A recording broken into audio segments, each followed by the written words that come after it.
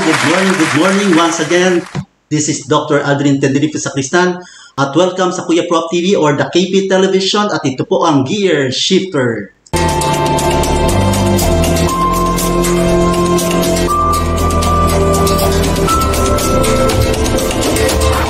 The Gear Shifter.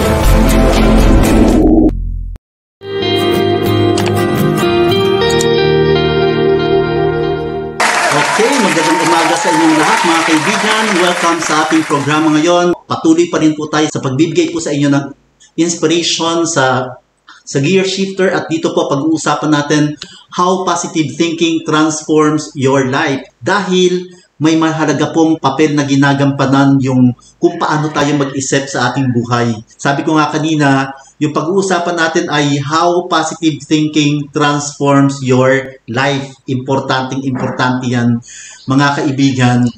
Bago ko simulan yan, gusto ko lang magbahagi sa inyo.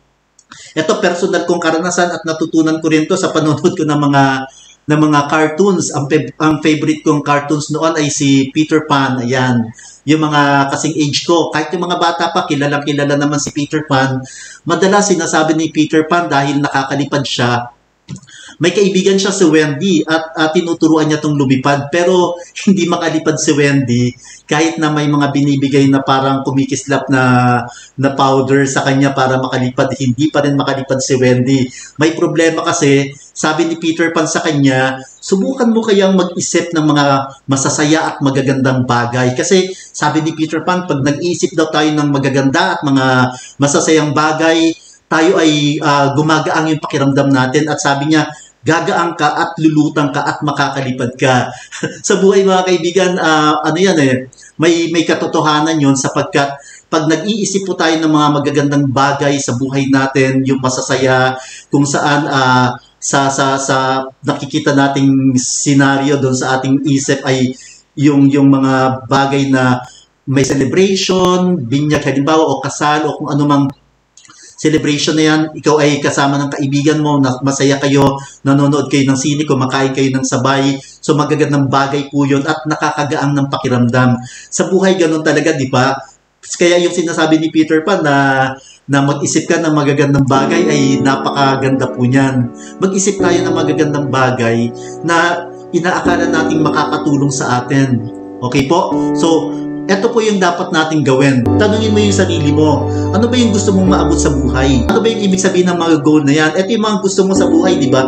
Paano ko ba siya maaabot? Ngayon, para maganda mo siyang maabot or masaya mo siyang harapin yung mga goals na yan, dapat mag-isip ka ng mga magagandang bagay tungkol sa'yo. Huwag mong isipin yung hirap na mararanasan mo sa pagkamit ng mga goals na yan sa buhay mo, di ba? Ang isipin mo na lang, kung ano yung maaabot mo, ano yung mangyayari sa iyo kapag ikaw ay na-realize mo yung goal na yan na pinapangarap mo, di ba? So isipin mo. Sapat may isang pag-aaral po mga kaibigan na ginawa sa United States at dito ay pinag-aralan nila yung mga tao, yung mga feedback na nanggagaling sa mga tao, pinag-aralan nila kung paano sila mag-isip. Sabi doon sa pag-aaral na yon ay tinanong nila araw-araw, naghahanap sila ng mga tao, tinatawagan nila yung mga tao na to at tinatanong sila tungkol dun sa kung ano ba yung iniisip nila nung panahon na tinawagan sila, di ba? At iba-iba po yung mga sagot nila. Yung mga iba sumasagot na magaganda yung iniisip nila, tinitingnan nila kung paano nila maabot yung pangarap nila, paano nila gagawa ng paraan na ma-realize yun. Tapos iba-iba may mga iba nagsasabi na hindi maganda yung sitwasyon nila, napaka-negatibo nung nararanasan nila. Tulad ngayon, pag tinignan natin yung situation natin sa buong mundo, hindi lang naman sa Pilipinas nakakaranas ng pandemya. So pero pag tatanungin mo yung mga tao, iba-iba rin yung mga sagot na makukuha mo sa kanila. May mga iba dyan magsasabi na napakasama ng buhay nila, parang hindi na sila aabot dun sa pinapangarap nila, hindi na nila mararating yung goal nila sa buhay. Pero may mga iba naman na sasabihin nila kahit anong hirap po, kakayanin natin yan, dadaanan lang natin to, hindi tayo tatambay dito, di ba?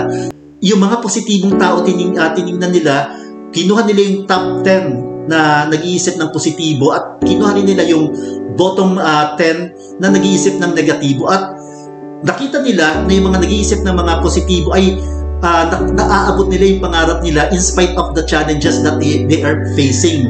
Pero yung mga tao na negatibo, doon pa lang sa pag-iisip nila negative, kaya hindi sila makapag-move on eh. Kaya importante po, sabi doon sa pag-aaral, tanungin mo kung anong gusto mo, tanungin mo yung sarili mo kung anong gusto mo sa buhay mo, di ba? Paano mo ba maaabot yung pangarap na yan, yung goal na yan? Paano mo ba siya maaabot? Gumawa ka ng paraan, di ba? Kahapon pinag-aralan natin yung imamatch natin yung ating strength and weaknesses doon sa opportunities and threats, di ba? So, ibig sabihin mga kaibigan, kahit may mga weaknesses ka, pwede mo siyang ma-convert, ma-transform into strength, di ba? Into your strength. Ganito rin dito. Kahit may negatibo tayong nararanasan sa buhay, kung malinaw sa'yo yung goal na yan, magagawan mo ng paraan para maabot yung mga pinapangarap mo sa buhay na yan. Di ba?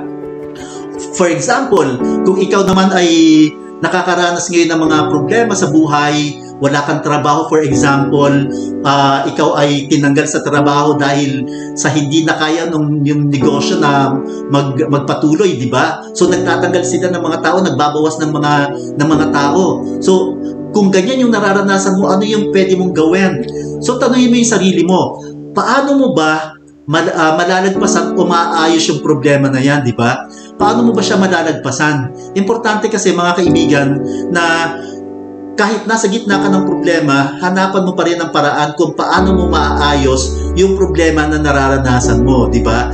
Hindi habang buhay nandyan ka sa sitwasyon na yan eh. Hindi habang buhay ay problema pa rin yan. Yung problema na dumarating at nawawala din yan. Sabi nga nila, kahit minsan wala kang gawin sa problema na yan, nawawala yan. So wag kang magmukmuk, wag kang mamroblema. Hanapan mo ng paraan kung paano mas mabilis na masusolve yung problema na yan para makawala ka dyan sa pinoproblema mong yan. So importante yan mga kaibigan. Importante na marunong kang mag-isip kung paano mo maayos yung mga problema na nararanasan mo sa buhay. So iyan po yung mga dapat mong tanungin sa sarili mo. Dalawa po yun. Sinabi ko, ano ba yung goal mo sa buhay? Ano ba yung pinapangarap mo? At pangalawa, kung nasa problema ka, how do you solve the problem that you are facing right now? May solusyon ka, hindi puro problema na lang ang iniisip mo. Paminsan-minsan maghanap ka ng solusyon doon sa problema na yan. At kung napakabigat ng problema mo, again, babalik tayo sa una kong sinabi, mag-isip ka ng mga magaganda at masasayang bagay sa buhay mo dahil makakatulong yan na pawiin yung bigat na yan at yung cloud of doubts na nasa isip mo ngayon, di ba? Mawawala yan at eventually sasabihin mo, hindi ako loser. At kung hindi ka loser, magpapatuloy ka. Gusto ko mag-isip kayo, ano ba yung mga pamamaraan mo na ginagawa kung ikaw ay nasa problema o nasa gitna ng problema? Pakibahagi naman po sa ating mga manonood. Yung problema, lahat ng tao ay nakakaranas niyan, pero magkakaiba tayo kung paano natin titingnan at haharapin yan. Yung iba talagang negatibo at yung iba positibo. Positive. Titingnan natin positive versus negative. Magkaiba yon.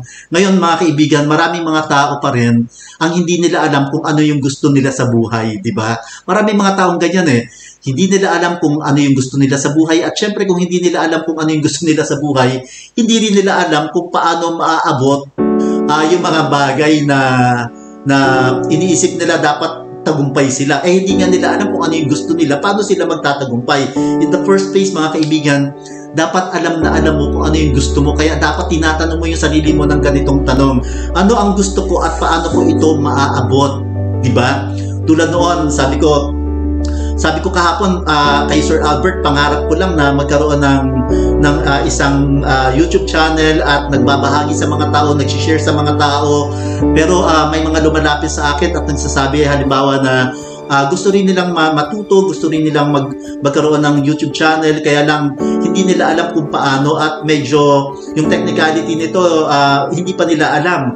So, nag-isip ako ng mga pamamaraan kung paano din tayo makakatulong sa iba. At ito pangarap lang dati, pero yung mga pangarap na yun, unti-unti hinahanapan natin ng paraan kung paano natin maisa sa katuparan, di ba? So, nag-aral po tayo, naghanap po tayo ng mga tutorial, ng mga mentors na makakatulong sa atin, at eventually, unti-unti, nabubuo yung pangarap na yan. Diba? Yung pangarap kasi mga kaibigan, hindi yan maaabot ka agad eh. Hindi yan pag nangarap ka ngayon, bukas andyan na. It is a process na Hindi pag nangarap ka ngayon at iniisip mo ito yung gusto mo, mangyayari ka agad. Pag nag-isip ka ng mga pangarap na yan at nakita mo may potential talaga, mahirap maabot yan. Pero pag hindi ka nagsimula ngayon, talagang hindi mo maaabot yun. Pero pag nagsimula ka, first step, araw-araw makikita mo may progress. Hindi perpekto yung mga bagay na ginagawa mo. Walang perpekto talaga eh. Pero titingnan mo yung progress. Diba? Tingnan mo yung progress, may nangyayari ba sa ginagawa ko, di ba? For example, noon, ang pangit-pangit talaga ng mga thumbnails na ginagawa ko. Kaya lang, kailangan ko magpatuloy. Mai-improve yan din. Nakikinig ako sa mga feedback, nakikinig ako sa mga suggestions. Kahit yung mga anak ko, pagka nagsasuggest sila, kinikriticize nila at yung term na ginagamit, ino-okray nila yung aking mga thumbnail. Nakikinig ako doon kasi importante yung feedback sa akin. At yung mga thumbnails natin ngayon, iba na di ba? For example, ito yung thumbnail na better version ng mga thumbnails ko before. Subukan nyo po mga kaibigan na i-review yung aking mga thumbnails ng mga unang nagbablog tayo dito sa Kuya Prof TV. Talagang ang pangit, di ba? So pag tingnan nyo po, nag-i-improve. Ibig sabihin may progress. Importante kasi na nagpo-progress ka at may nangyayari doon sa ginagawa mo, nag-i-improve ka. Ang masama, gawa ka ng gawa araw-araw pero walang nangyayari. Yun yung masama, di ba? Yun yung walang progress. Walang perfecto. Then eventually, ang na-perfect natin dito, yung process ng paggawa at pag-execute ng mga bagay na gusto nating mangyari sa buhay natin. Kaya mga kaibigan, tanungin mo yung sarili mo nito. Ano ang gusto ko at paano ko ba ito maaabot? Importante at makapangyarihang tanong yan na dapat mong sagutin. Gusto ko pong ibahagi ito, isang quotation, para lagi tayong maging masaya dahil yung mga taong nag-iisip ng mga magagandang bagay, masasayang bagay, ay nagiging matagumpay sapagkat nakikita nila yung goal nila sa buhay. Sabi po ni Earl Nightingale, happiness is the progressive step-by-step realization of a worthy idea or goal. Nabanggit ko po kanina sa inyo yan. Ito po ay titingnan natin yung progress, di ba? It is a progressive step-by-step. Hindi talaga, pag umakyat ka nga ng hagdanan, hindi ka agad nandun ka sa tuktok, di ba? Ikaw ay magsisimula sa first step. Kaya yung pagkamit mo ng goal mo ay step by step yan At mga kaibigan, hindi lang basta goal. Ang sinasabi po dito ay worthy goal or idea. Yung goal ba yan, yung idea ba yan na iniisip mo ay makakatulong at makakabuti sa kapwa?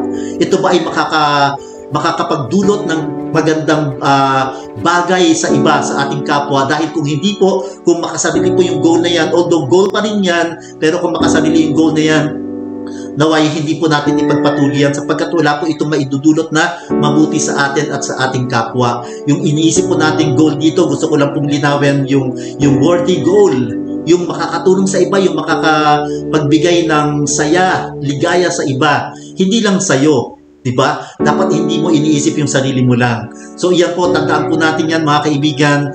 Uulitin ko yung quotation from Earl Nightingale. Happiness is the progressive step-by-step realization of a worthy goal. Yan. So mga kaibigan, naway may natutunan po tayo ngayong araw dito sa Gear Shifter.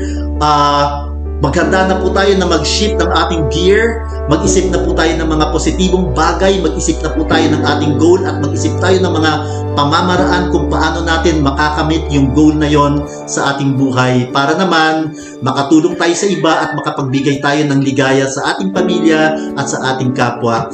Muli mga kaibigan, this is Dr. Adrian Tenerife Sacristan, aka Kuya Prof, na laging nag-iwan sa inyo ng makatagang change your life now by changing your mindset. Kilos-kilos! Ayos! Kuya Prof, si Kuya Prof, si Kuya Prof, si Kuya Prof.